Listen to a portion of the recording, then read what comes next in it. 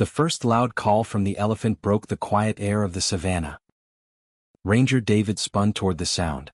Deep, sharp, echoing through the heat. Elephants were common in this part of the reserve. But not here. Not this close to camp.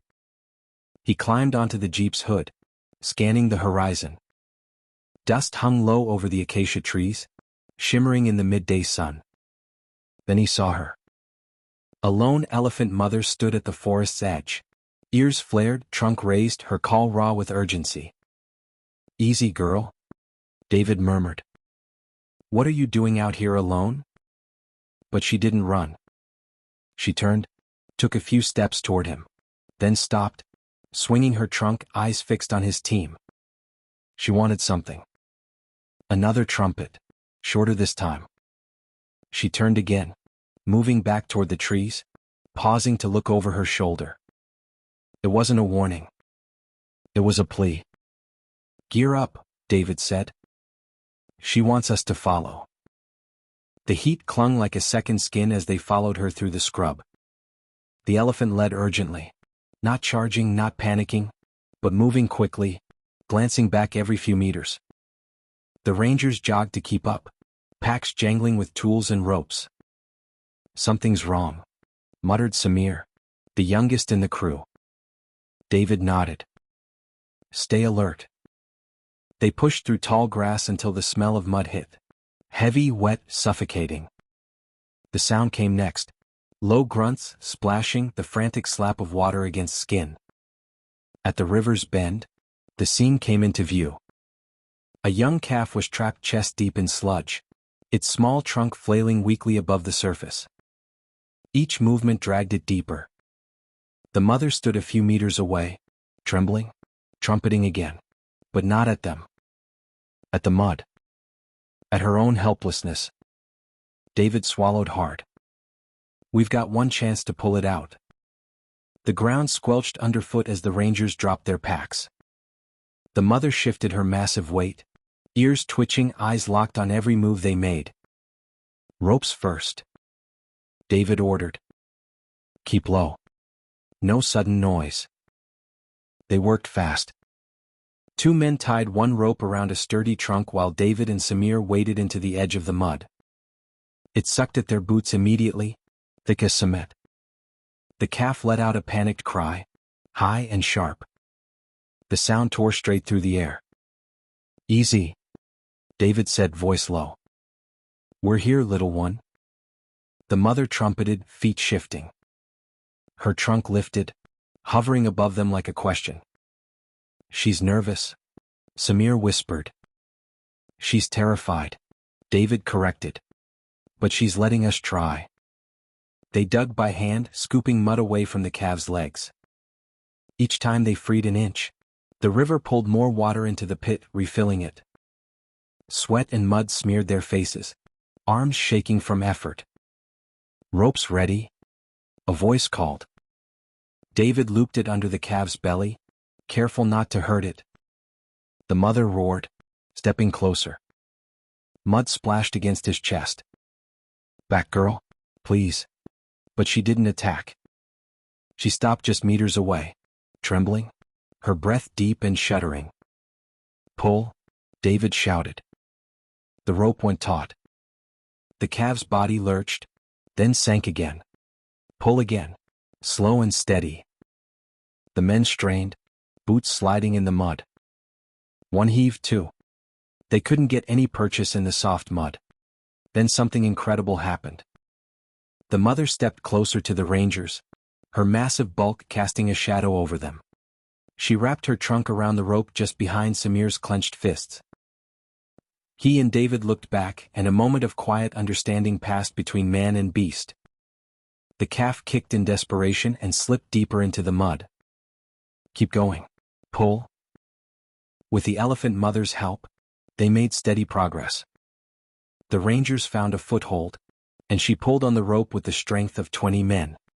Finally the little elephant came free, up onto firmer ground, and collapsed exhausted. Mud clung to its skin. Its trunk flopped weakly. David stumbled backward, panting and hands shaking. The mother let out a sound he'd never heard before, A deep, trembling rumble that vibrated through his bones. It wasn't anger. It was relief. The moment hung in stillness.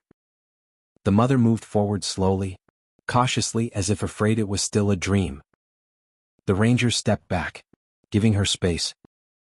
She reached the calf, lowered her trunk, and swept it gently over its small, shaking body. The calf responded with a squeal, rising unsteadily to its feet. "Look at that," Samir whispered. "He's standing."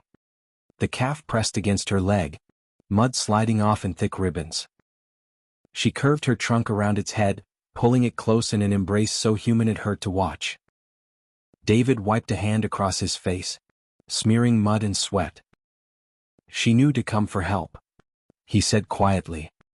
"She chose to trust us." For a long time, the mother stayed still, trunk resting over her calf's back. Then, slowly she turned toward the rangers. Every instinct screamed for them to step away, but no one moved. She approached until her shadow fell over them. Her eyes, dark and wet, met David's. He held his ground. "You're welcome," he whispered. The elephant inhaled deeply, letting out a low rumble that rolled through the ground. Not loud but resonant, like thunder too far to see.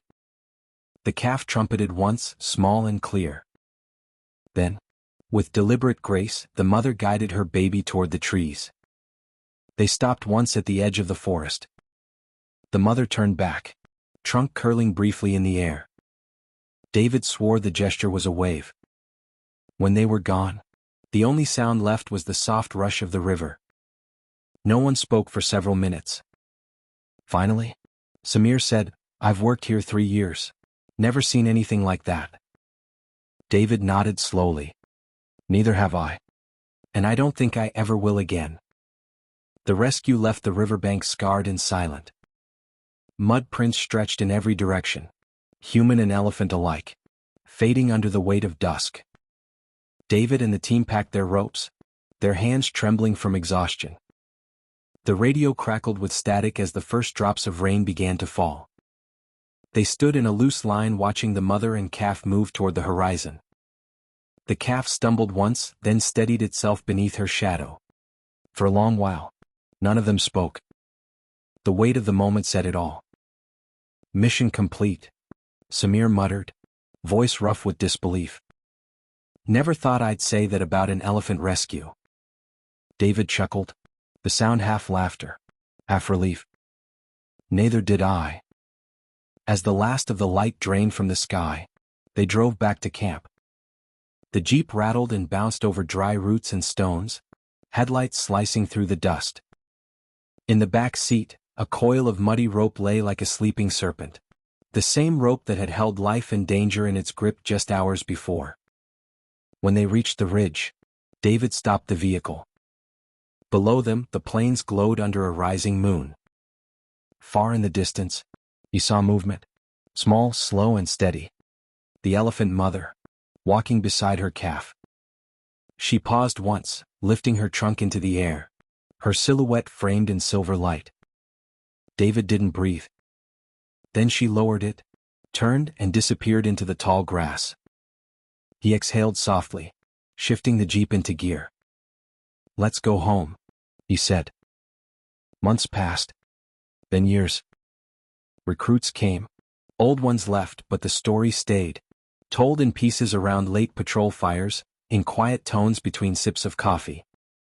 They called it the day the elephants asked for help. Some swore it was proof that nature spoke if you knew how to listen. Others said it was just luck. And every time the tale was told, someone would glance at the horizon, as if expecting to see a mother and her calf walking side by side.